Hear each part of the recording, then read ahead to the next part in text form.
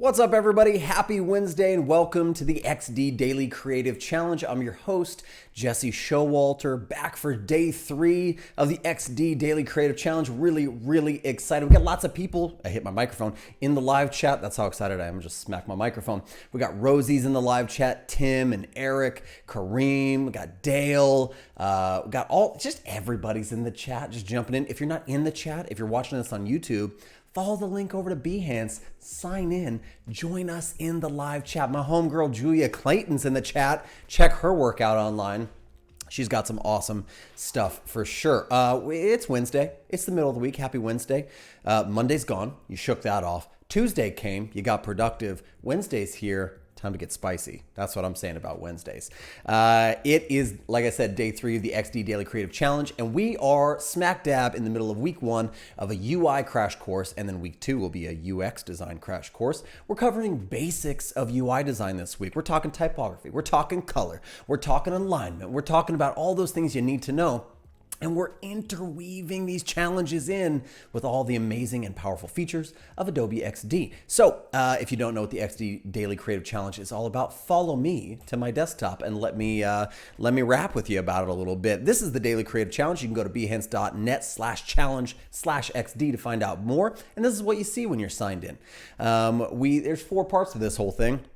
You, each day after you enroll, are going to receive a challenge. They unlock down here below. Yesterday, we did a little repeat grid, and we talked about typography, typographic scales, vertical rhythm. It was a lot of fun. And then we went into, today we're going to talk about plugins, and we're going to talk about color. Finding colors, creating palettes, contrast of colors, all that kind of good stuff, using color to your benefit. But each day they unlock. You're going to want to join the live chat, but also the community chat. There's over 35,000 creatives on the Adobe XD Discord server. A link is posted in the information on how to follow that link and get signed up into the Discord server. But this is the place where you're going to post your work, give feedback, find community, find friends, and just grow as a creative. So jump in there. Super duper fun. Let's jump back over.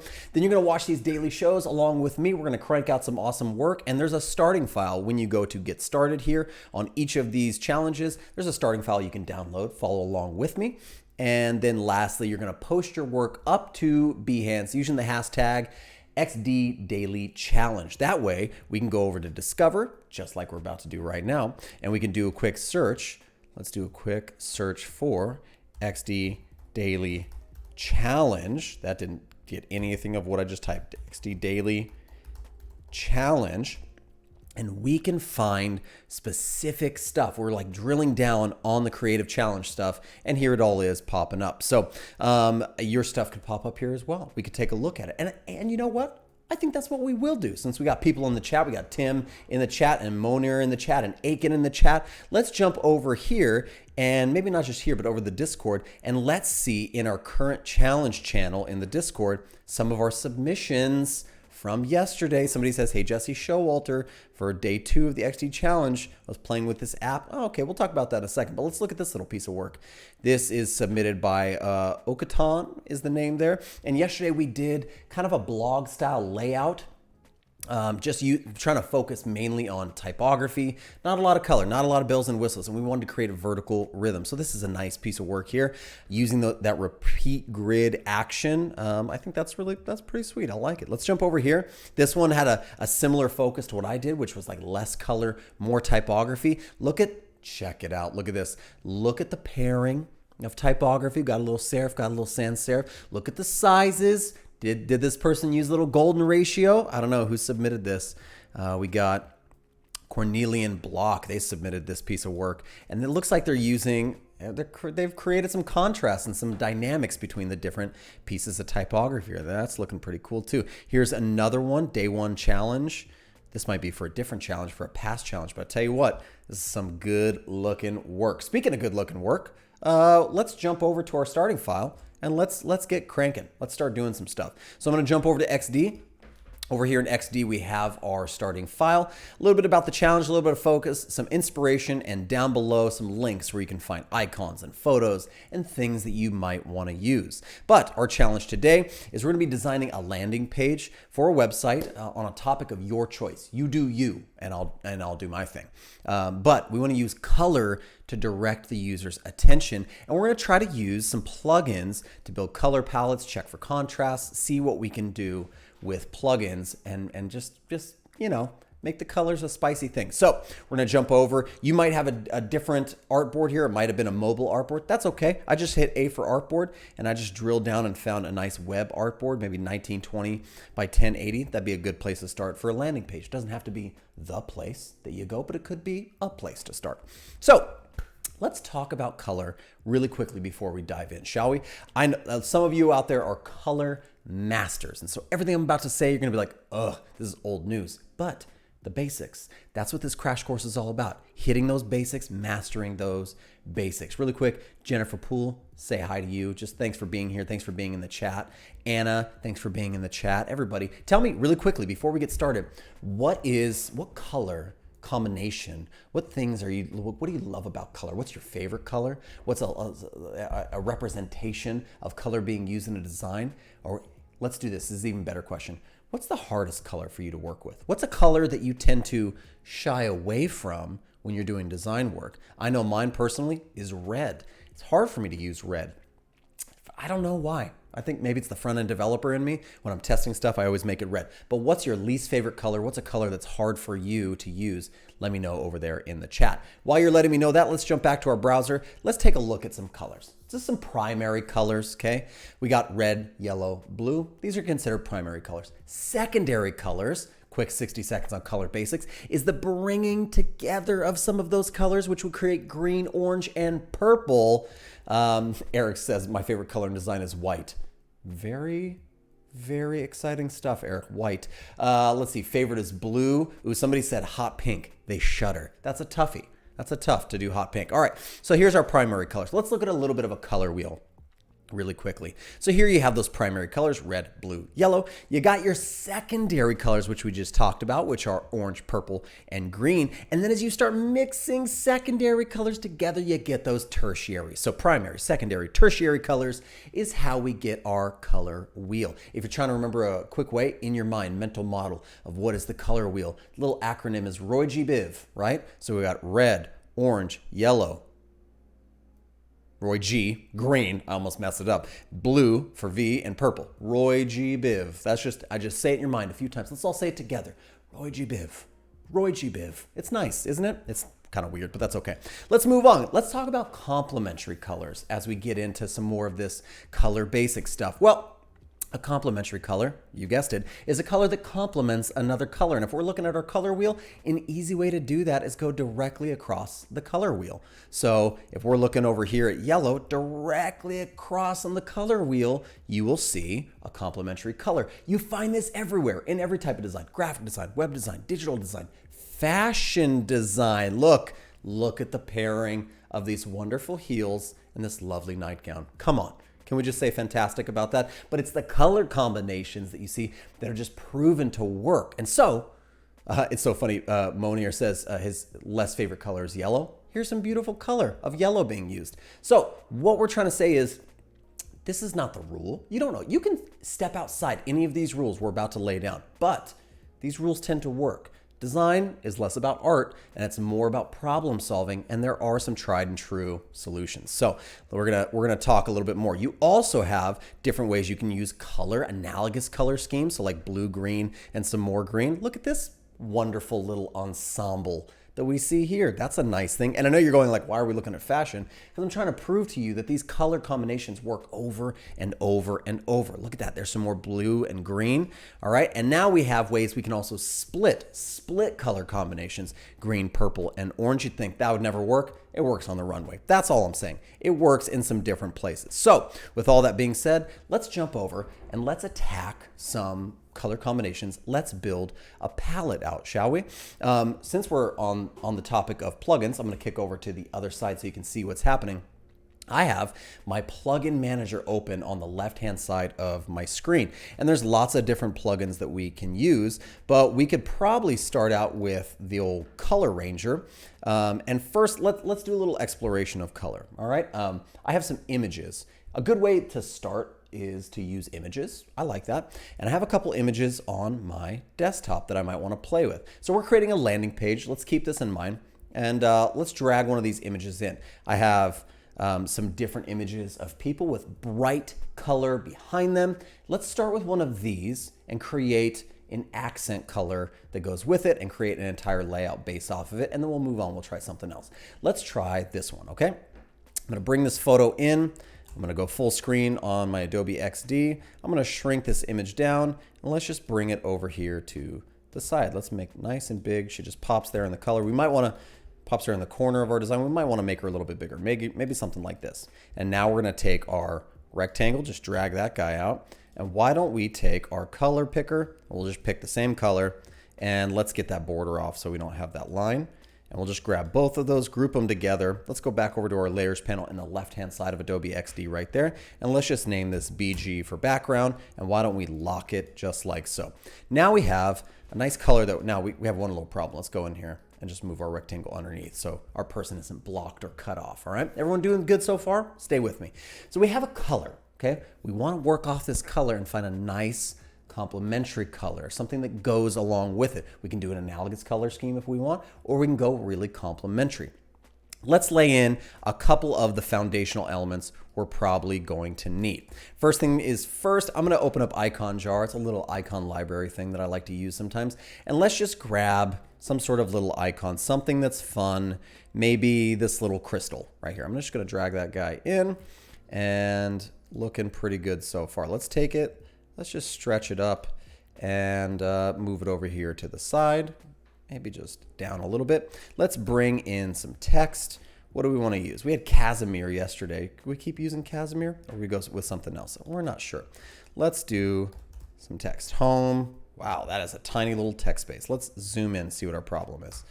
We're going to delete that there and let's drag out a text area. Now, always remember that in XD there's a difference between point text where you just click and start typing text and a text box area, right? So let's do this. Let's go home. Let's go about. Let's go, I don't know, something else. Products.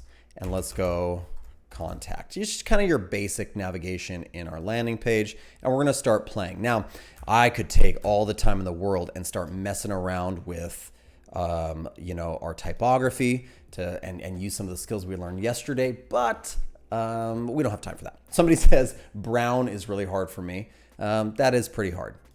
So let's do this. Let's keep cruising and picking another. Maybe we'll just go something like that we know, like Futura. That's a nice font. And somebody actually just pointed out a good thing. Like we brought this image in and the art director or whoever took this photo already had an idea of what colors worked because they paired this pink sweater that our model has on with this beautiful seafoam background. We're going to talk about that in a second. That might be some work that's already done for us, and that could make our lives really, really easy. Okay.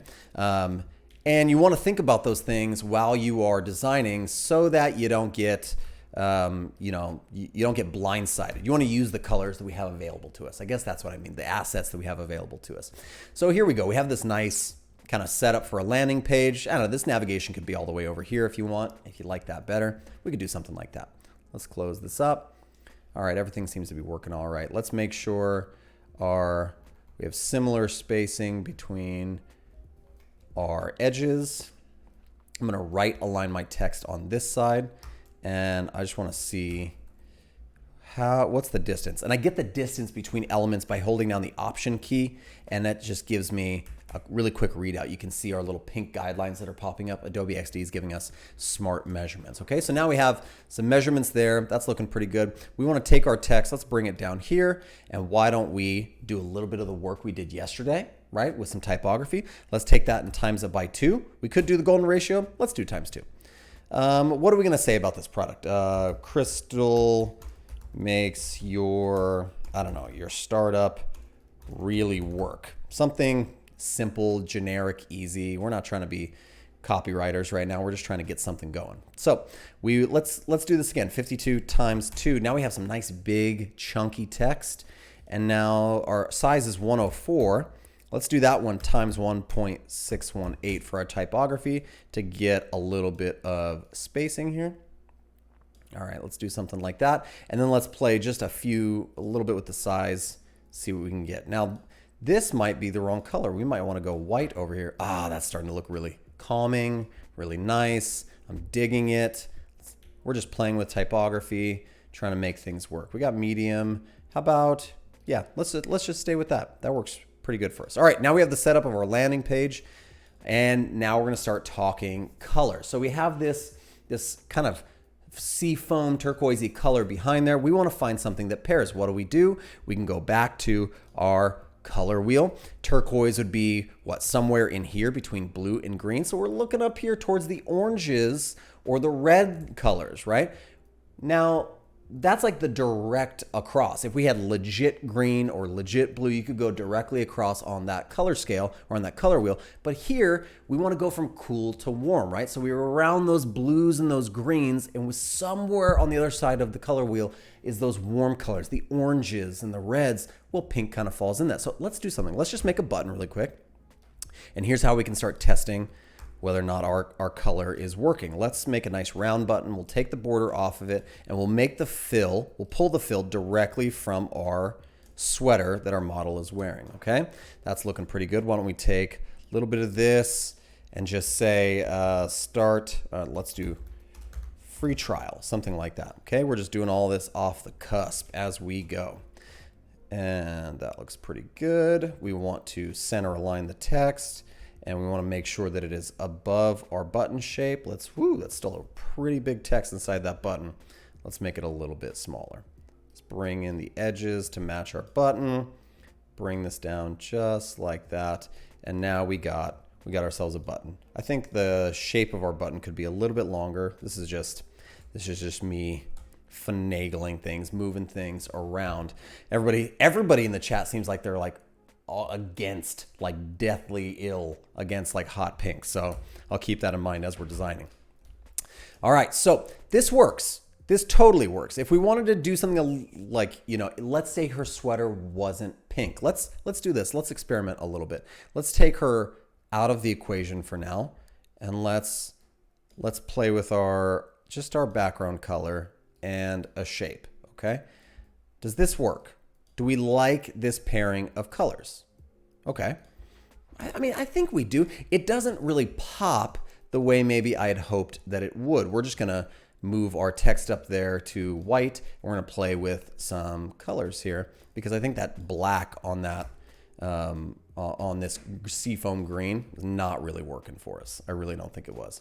So let's take our border and just chunk our border up a little bit. One of those things we're going to talk about here in a second is contrast. You need to have contrast with your color combinations so it's legible, so we can actually, people can read this. Can they read this? Yeah, I think they can read it, but this button really doesn't jump out. So if we didn't have that model in the orange sweater, we might want to play around with a different fill color. Now remember, Roy G. Biv, what's directly across, like we said, from those blues, those greens, those seafoam colors? It might be something that's a little bit more on the orange side. So now we're going to experiment something a little bit more bright, something a little bit more drastic, right?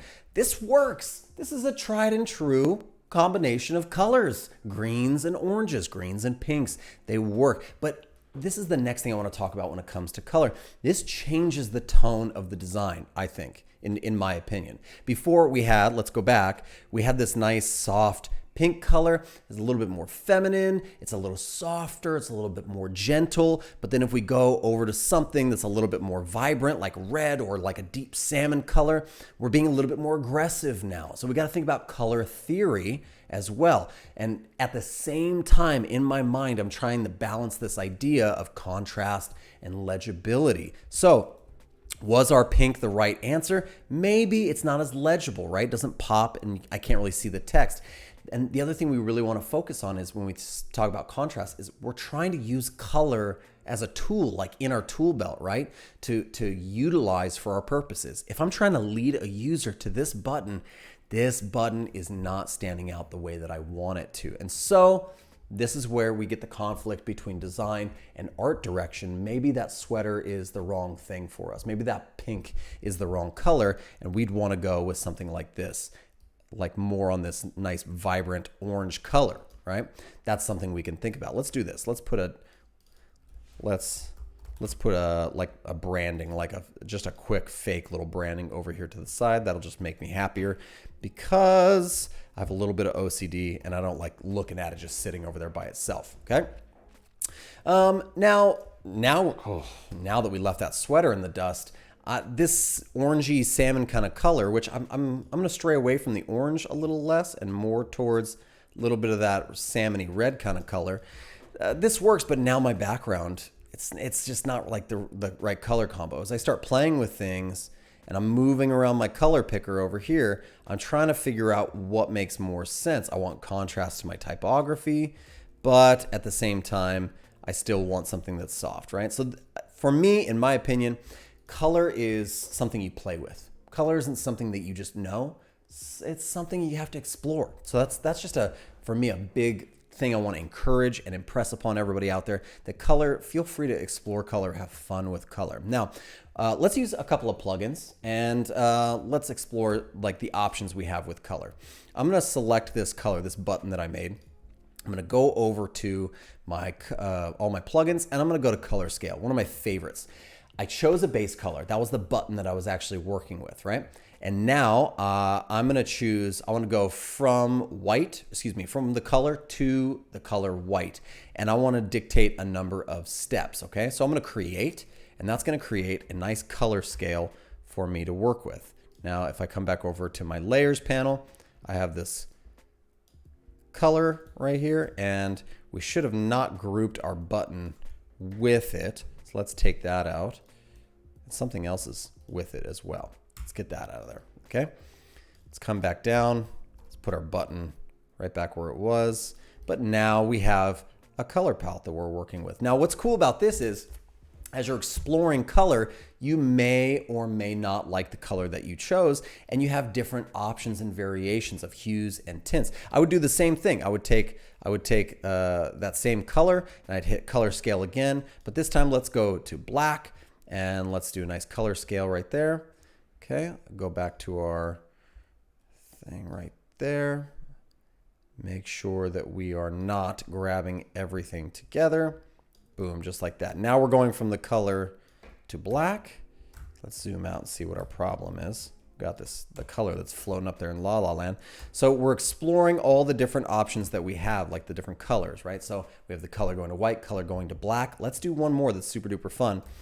Let's do, and just so we don't keep messing with our thing, let's draw a rectangle up here and let's make it our color. There's our color. Let's go back over to color scale one more time. Whoops. Let's bring it onto the canvas color scale, and let's do to the complementary color. This is going to give us the exact complementary color right here inside of Adobe XD with the steps on its way. So what color scale this plugin is telling us is that where it's scaling to is not necessarily this green that we have, but it's actually more of a blue. So why don't we experiment a little bit? Let's experiment something like that for our background. Color scale is telling us that that works a little bit better. Does it? Maybe. And maybe if we don't like it, we can now explore a little bit with one of the darker colors. I like that. It's a little less intense and wild and electric. I'm liking where we're going with this. Speaking of that, let's bring in one of our other images and see if we can get that to work instead of our person. Okay, so we're gonna look at that. That just happened to be an amazing, you ever have like an amazing design coincidence? Like, I swear I was not trying to intentionally plan to get here, but sure enough, we did. We brought in our second person here, and boy, oh boy, did that work perfectly. That's almost exactly the color we were gunning for, wasn't it? And let's take the background and fill it with that similar blue. Look! Oh, the color looks so good, doesn't it? We just rearranged the shot of our model.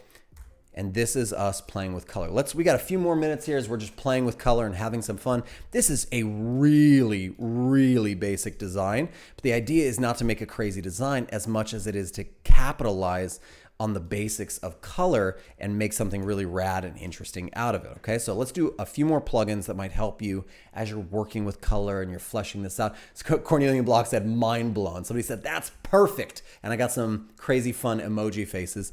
It's just serendipitous how things happen sometimes. Okay, let's do a few more things. We want to check always when we're working with color. I've said it a bunch of times, but contrast is really, really important. So let's go over here and use our plugin called Stark. Okay, so we have our artboard selected. Let's get a colorblind simulation of this. So colorblind simulation, what do we want? We want all the different types of color blindness to double check and make sure that our contrast is good. Okay, you used to have to just take a shot of it, open it up in Photoshop, drop the saturation of it or whatever to see if these things work, right? So we can try all the different versions. Well, you do have to step up for pro on some of these, but there's the different types of color blindness you want to check. Here's another one right here. I think our contrast looks pretty good for the most part, right? So even though color blindness changes, our text is still standing off the button, our model standing off of the color background, everything seems to be working okay. So that's a good way to do it, is just checking color blindness. Now let's check contrast.